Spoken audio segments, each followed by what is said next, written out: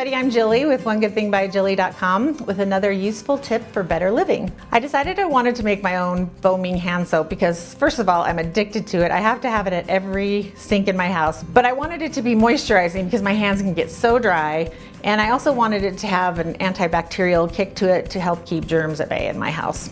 I thought that might be kind of a tall order, but as it turns out, it only takes 3 simple ingredients to make a foaming hand soap that's both moisturizing, gets your hands clean, and is antibacterial. First, you'll just need one of those foaming soap dispensers. Make sure it's not just the pump ones, it has to be a special foaming soap dispenser. You can buy them anywhere, online, Walmart. You can also just repurpose one that you've bought before. You'll need 2 tablespoons of unscented Castile soap. If you don't have unscented, go ahead and use whatever you have. 1 to 2 teaspoons of fractionated coconut oil, and this is for the extra moisturizing power.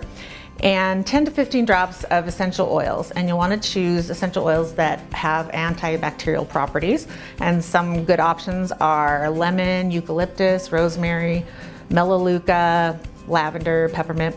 After adding the soap and the oil to your bottle, then just fill it the rest of the way up with water and then give it a gentle shake till it's all mixed together. So if you want all the directions on how to make your own moisturizing, antibacterial foaming hand soap, go to OneGoodThingByJilly.com and be sure to sign up for our emails while you're there.